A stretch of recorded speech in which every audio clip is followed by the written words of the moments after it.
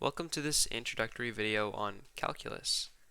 In this series, we're going to go step by step, starting from the very basics and building up to perhaps more advanced concepts in this particular strand of mathematics. Before I dive in, it's important that we answer a bigger question of what calculus really is and why it's important in mathematics. Calculus is the math of change, infinitesimals,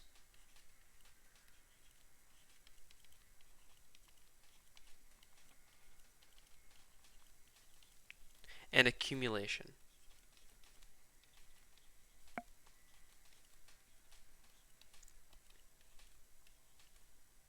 So whether we're studying the, for example, area or speed of a car at a single instant,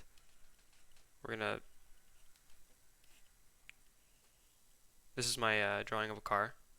I'm not particularly artistic, but you get the idea. So the velocity of a car at a particular instant, or the area of a function under a curve at a point, or under a region. Calculus is the tool that makes these things possible.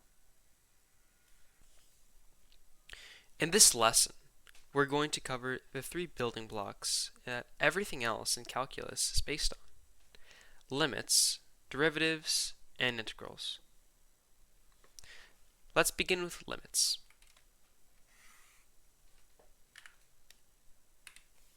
Consider a function, say f of x, being equal to something like x squared minus 1 over x minus 1. If, say, you plug in 1 for x, so you take f of 1, the quantity that will be returned is 1 squared minus 1 over 1 minus 1. After computing, you'll return 0 over 0, an undefined value that you can't necessarily make sense of. The function is undefined at this point 1. However, if you consider values that approach 1 but aren't quite 1, something different may happen. Say take x equals 1.1. So f at 1.1 will be equal to 1.1 squared minus 1 over 1.1 minus 1.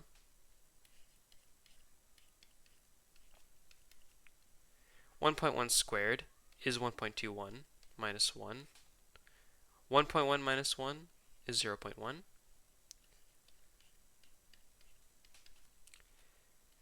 So 0.21 over 0.1, this is equal to 2.1.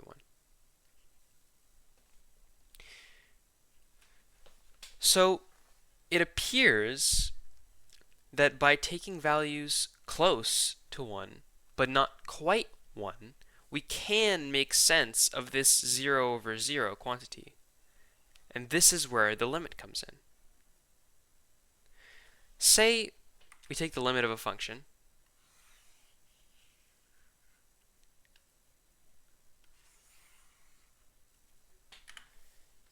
using the given notation, commonly denoted with something like lim, with the variable underneath, some say x, as it's approaching 1 of the same function. You'd write f of x, but we know f of x is just equal to x squared minus 1 over x minus 1. So if we take the limit as x approaches some value, say 1, of x squared minus 1, x minus 1, we can compute this to find what happens to the function as x approaches 1, but never quite becomes 1. Because again, if x was 1, this expression would be undefined. And there are obviously many, many different ways of computing this, some involving different formulas and tactics learned later down the line. But if you were to, say for example, use the difference of squares formula learned in algebra, factoring this as x minus 1, x plus 1 over x minus 1, these cancel, leaving us with the limit as x approaches 1 of x plus 1. Direct substitution here is totally fine. You can directly put 1 into this expression. So this will yield 1 plus 1, and finally 2. So what can be said is that the limit as x gets infinitely close to 1, so the limit as x approaches 1, this arrow just means approaches, of f of x, so x squared minus 1 over x minus 1, is exactly equal to 2. Now, there's a difference here.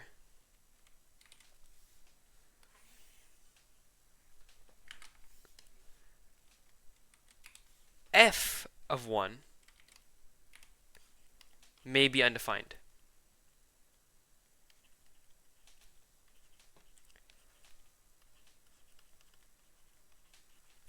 Because f of x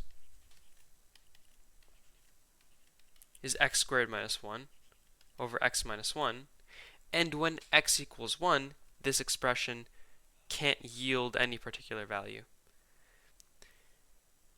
But the limit, as in the function's input becoming infinitely close to 1, does yield a value that we described to be 2. By using notation, LIM, literally LIM, with the variable underneath, in this case x, approaching some value, we want in this case 1.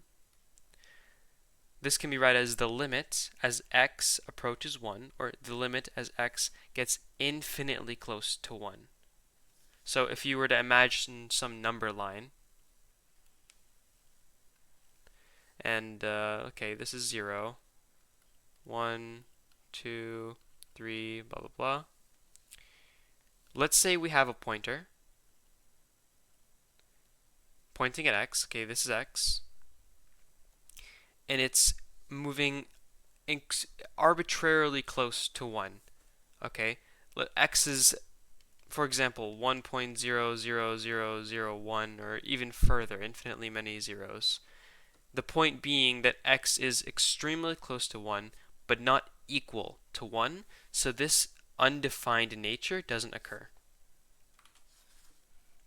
So the limit as x approaches 1 of our function f of x, so x squared minus 1 over x minus 1, is the expression we'd use to find what happens to the function as the function gets close, or as the input gets close to 1. Not exactly what happens when the input is 1, but rather what happens when it approaches 1. Now this can be evaluated in many different ways. Of course, you can pick closer and closer values of 1, but you can evaluate this directly using various strategies. For example, in this particular case, this x squared minus 1 can be factored using the difference of squares formula. So x minus 1, x plus 1.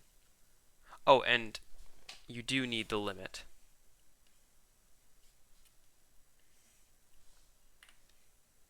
So make some space for that.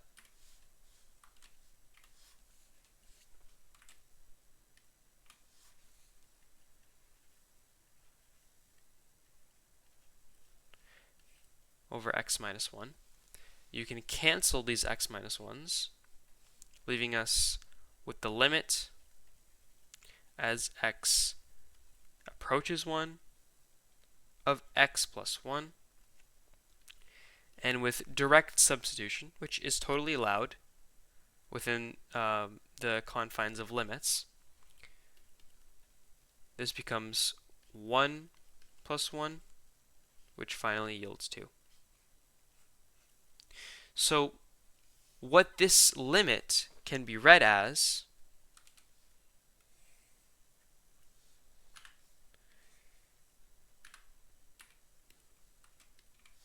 is that the limit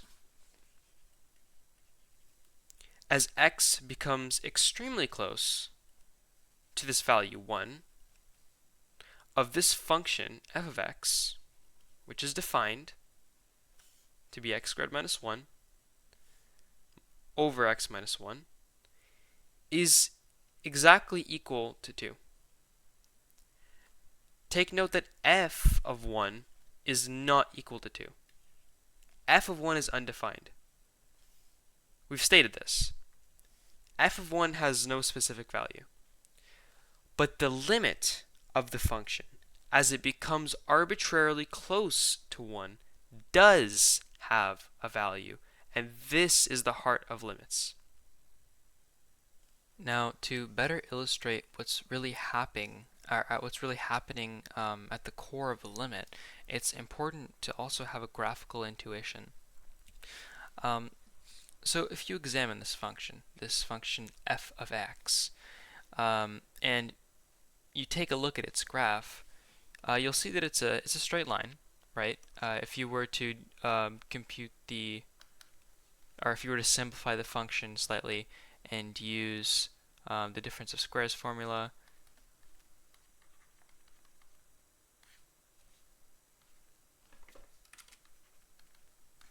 right? You do indeed get a line. However, you'll notice that this hole exists, which essentially says that x can never be 1, right? So at x equals 1, the function is undefined.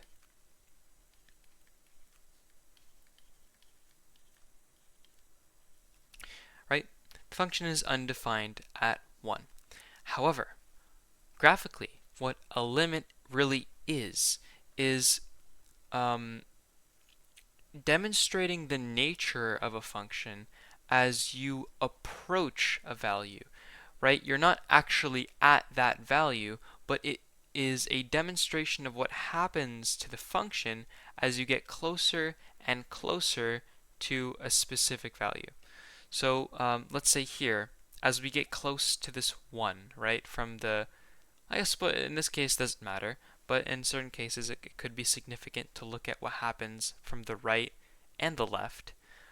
But let's say we see what happens as we approach 1 from the right, and what happens as we approach 1, let me use a smaller brush, as we approach it from, that is too small,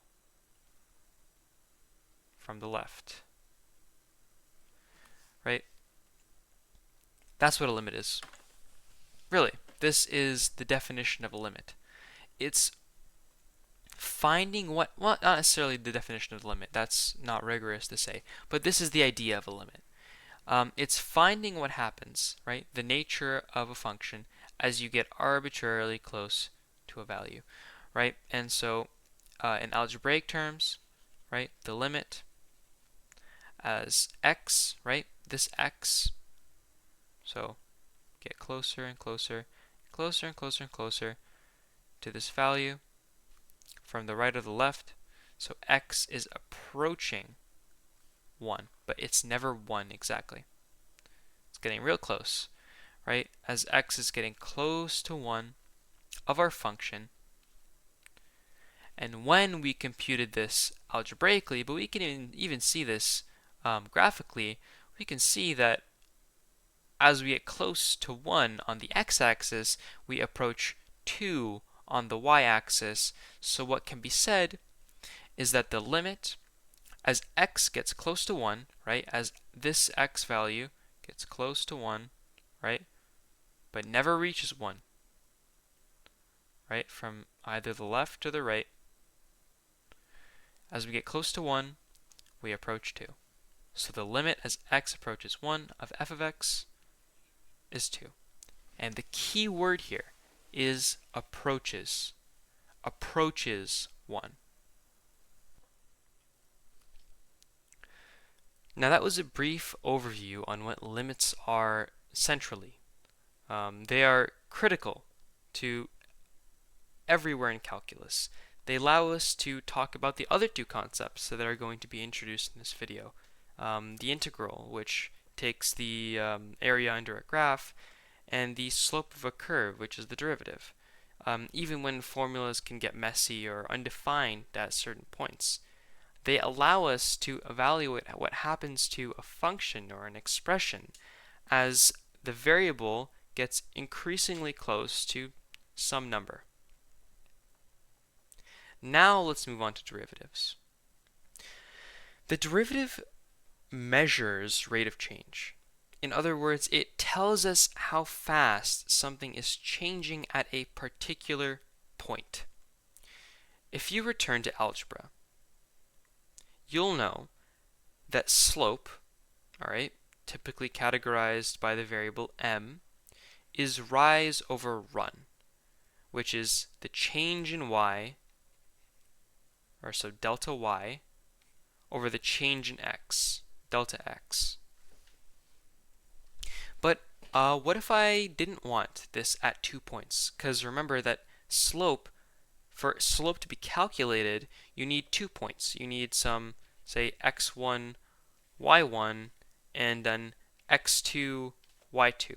But what if I wanted it at a single point? What if I wanted it, say, a tangent line, right? A line that's tangent to a function at a single point. So let's say I draw a function. That was not a very good Cartesian plane.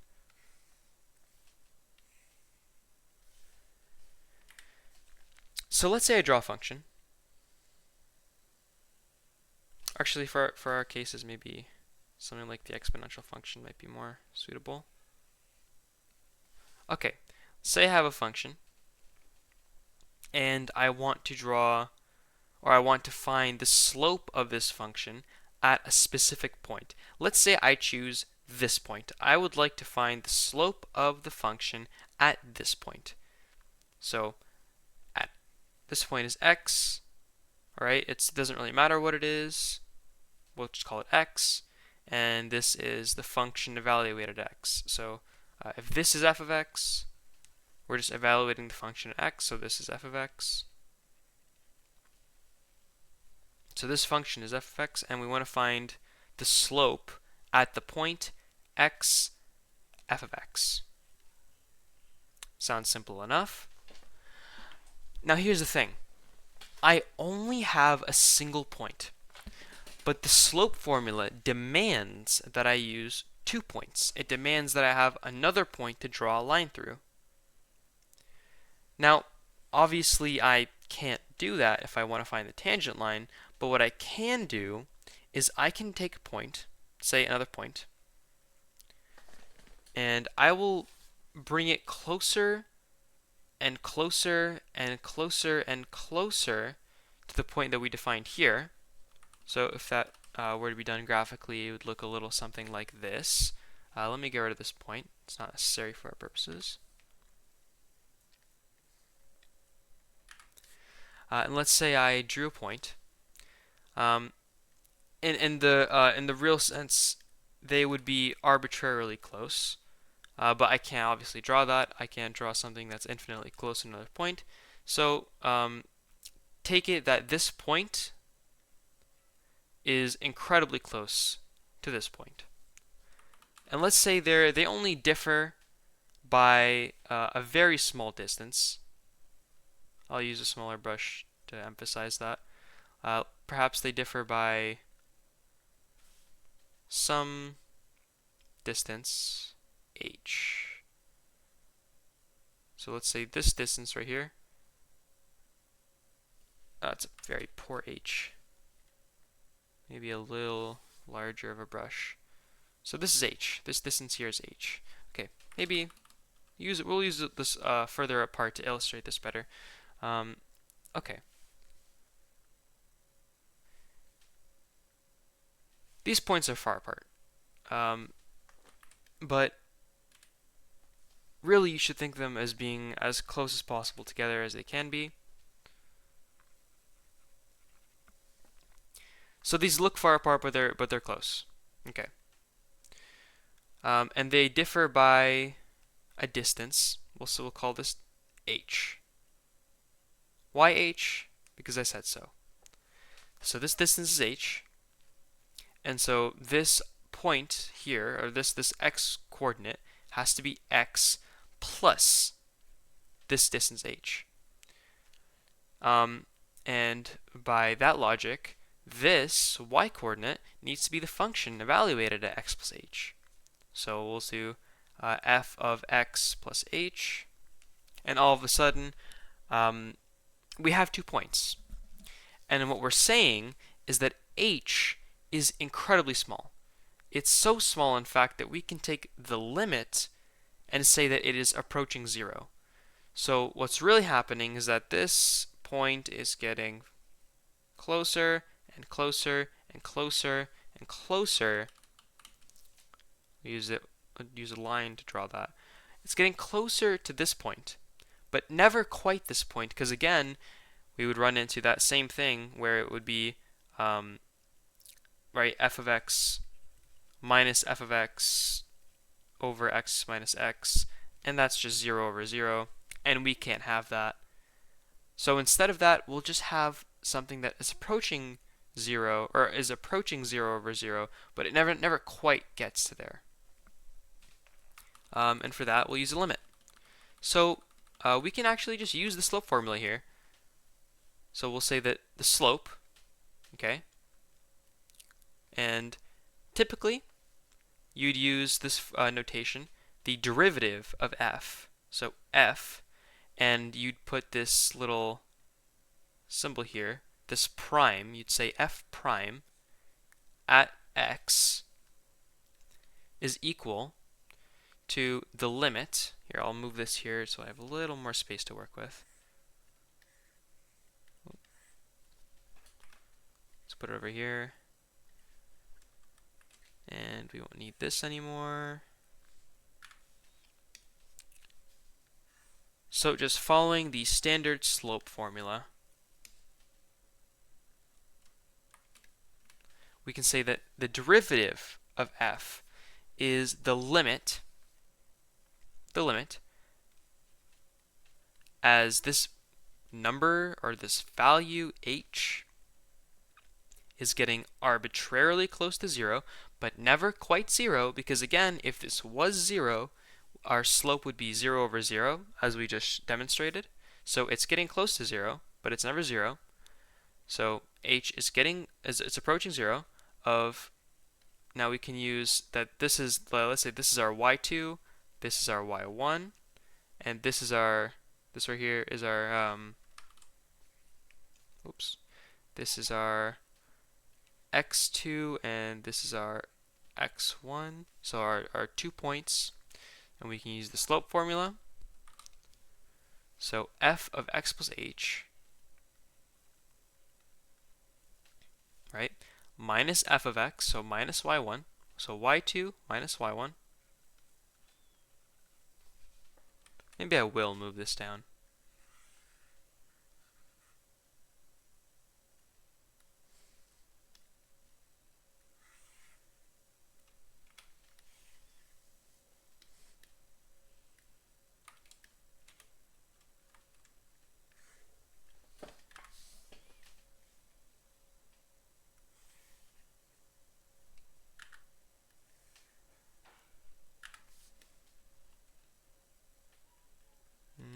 Okay.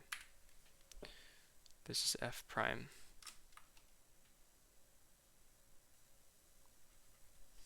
Something like an f. Looks like an f. Good enough. So f of x plus h minus f of x over, now we're going to do our x2, which is x plus h, and we're going to subtract x1, which is just x. And so what we're left with is the limit as some quantity h is getting extremely close to 0 of f of x plus h, so h is getting small, minus f of x. And now this x and this x cancel, right? X plus h minus x is just h. So all of this over h. And boom. This is the definition of the derivative. So f prime of x is officially equal to the limit as h gets small, so approaches 0, of f of x plus h minus f of x over h. And you can see how that works graphically.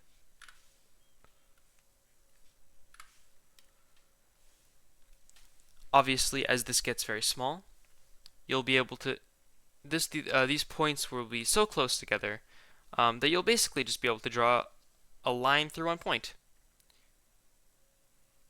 And that is your derivative at a specific point, x. Now, of course, you could compute this. You could find the exact slope. If I were to take, let's say, a function, x squared. So let's say my function is f of x equals x squared. And I wanted to find the derivative of this function, let's say at, I don't know, I want to find f prime at 2. So if I have,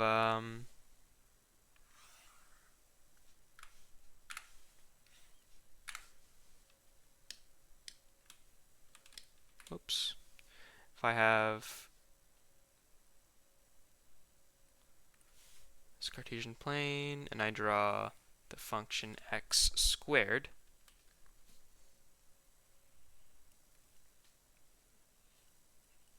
and at this point 2, I'd like to find the slope of the function. I'd like to find this slope here. Well, I could plug in everything. So if I want to find f prime of 2, all I'd have to do is find f prime first. So we're going to find f prime. So f prime of x is going to be equal to the limit as h becomes arbitrarily close to 0. Now f of x plus h, I know that f of x is equal to x squared. So f of x plus h must be equal to x plus h squared minus f of x, and f of x is equal to x squared over h.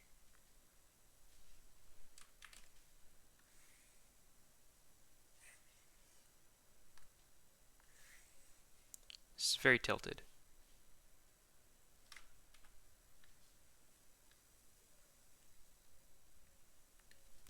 Okay.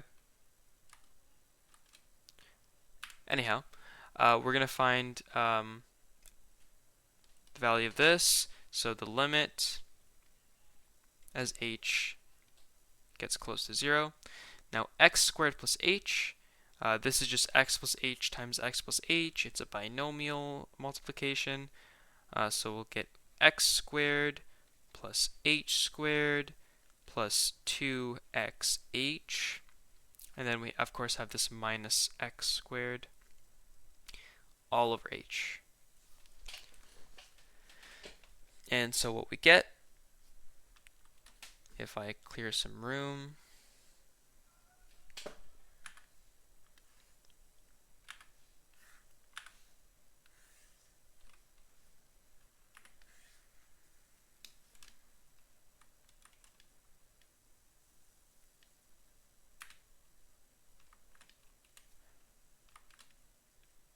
okay, so this x squared and this x squared cancel, of course. And so we get the limit as h gets close to 0 of h squared plus 2xh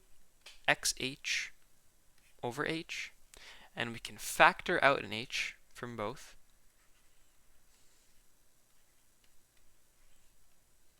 So we get an h out of here, h plus 2x over h.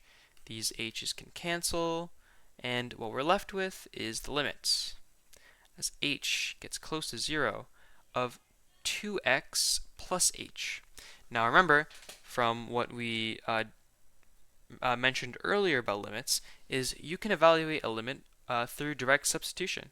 So we can directly let h be 0, and so if we just put 0 into h, all we get left is that the derivative of this function is equal to 2x.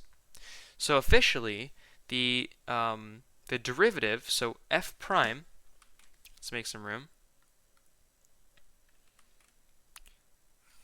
The derivative of this function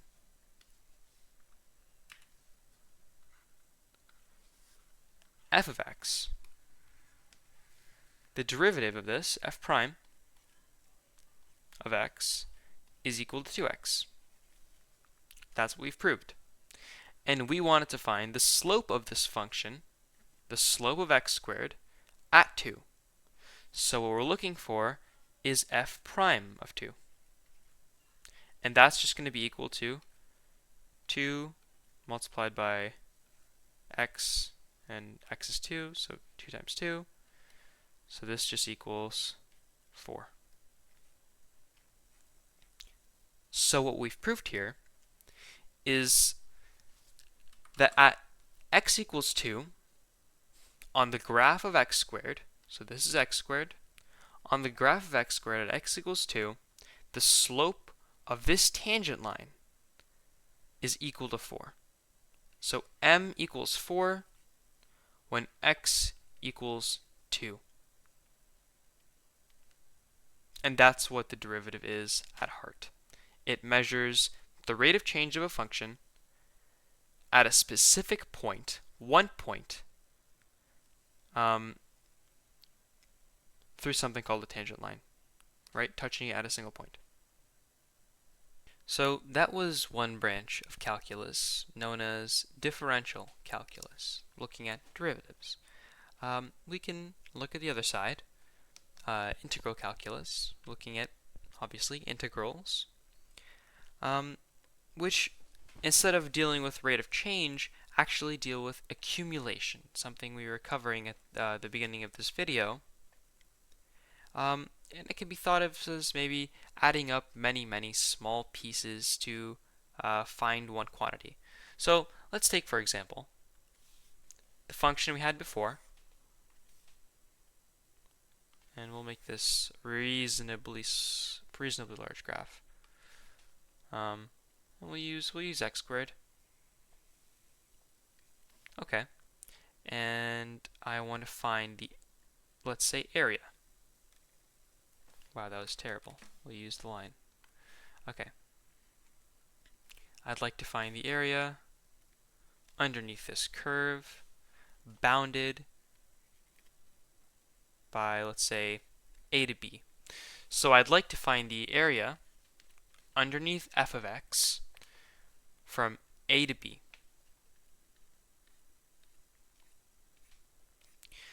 Well, this is a very complex shape. There is no nice formula that gives us the area of something like this. But we can find out, we can actually find our own. We can determine a formula for all areas subtended from, let's say, an arbitrary a to b under this f of x equals x squared through integration. Now, I'm not going to cover the process of integrating a function here in this video. That's more appropriate for another video down the line, but I will intuit it. What integration really is, at its core, is taking infinitely small slices of this region, and typically you will, well, that was an accident. Typically, you'll use rectangles. So let's say I have a rectangle here, and I've got another rectangle here, and another one here, another one here, all the way up.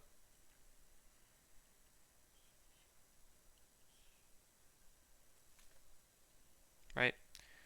All the way. And I can easily find the area of a rectangle, right? It's obviously just length times width, base times height. These are formulas that we're all very familiar with. And you can see that by finding the area of these rectangles independently, these smaller slices, and then adding up all of these rectangles. So I take all of these rectangles, so rectangle 1 plus rectangle 2, dot, dot, dot, all the way up to rectangle, how many are here? 6, okay? Rectangle 6, and that will give a good approximation of the area. Now, as you can see, there is some error here. If I draw that in red, we are missing some area, right? This isn't a fully accurate value,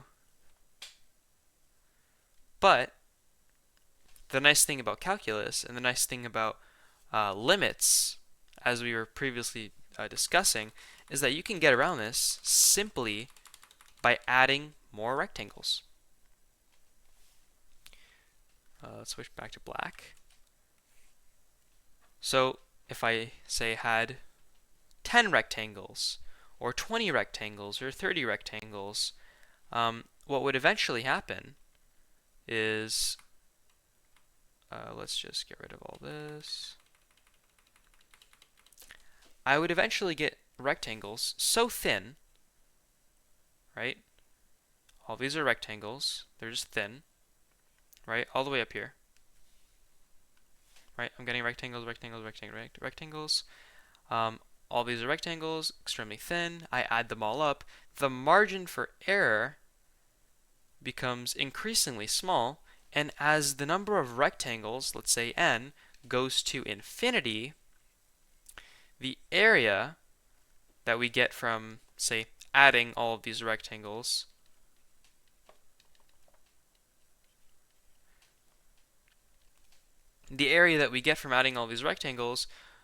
more closely, well, not closely, it is completely accurate to what the actual area is under this curve on this interval from a to b.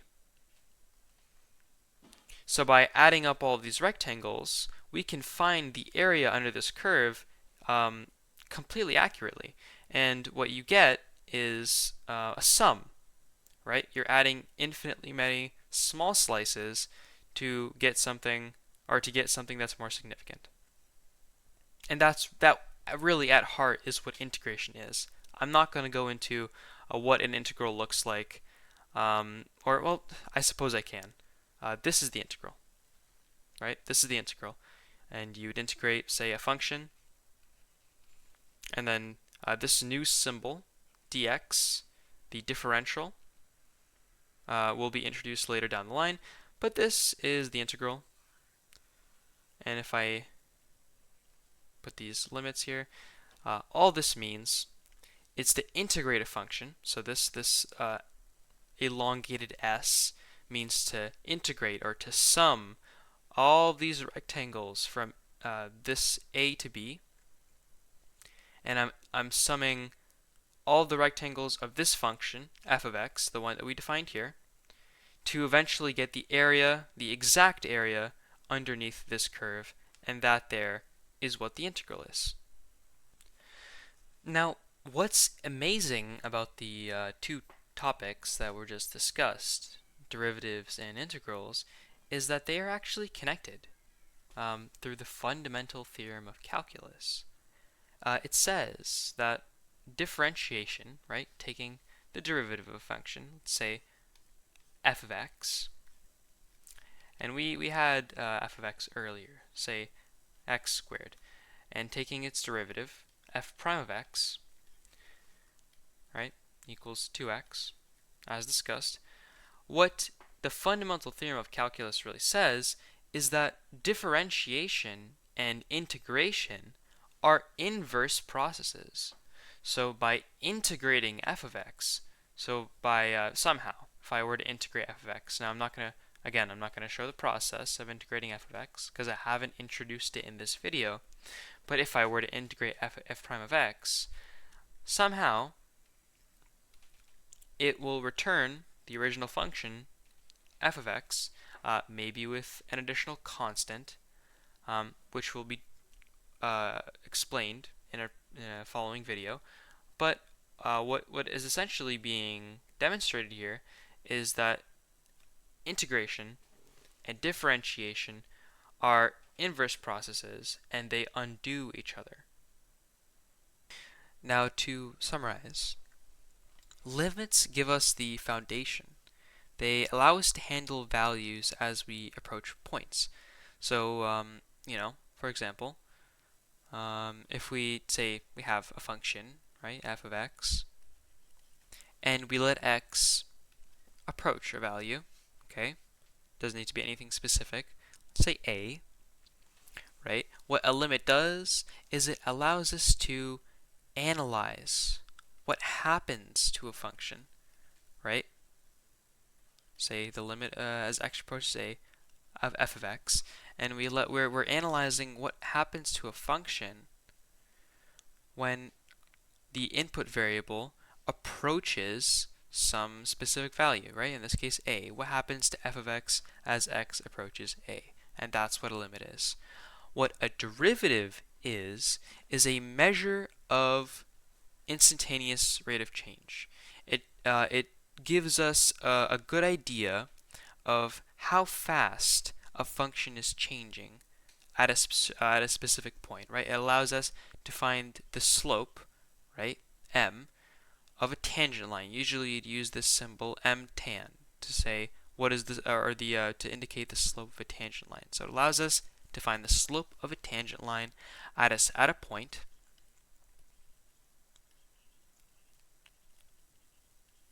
which gives us the instantaneous rate of change at that point, right? And this can be used in many, many different applications, right? Especially in physics, where we're dealing with displacement, right?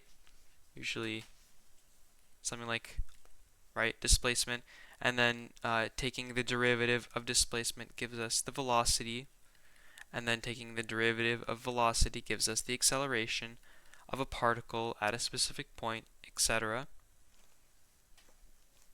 And then integrals, measuring accumulation, like the, for example, total area or the total distance of something, right? If we were looking at a function, right, f of x, and we integrated it, what happens, right, as discussed, is we add up many, many, many, many different rectangles, all of equal size, or all of equal width, right, but they're just very small, very thin, and what happens as we add up all of these rectangles to get the total area of a region, right, usually from A to B.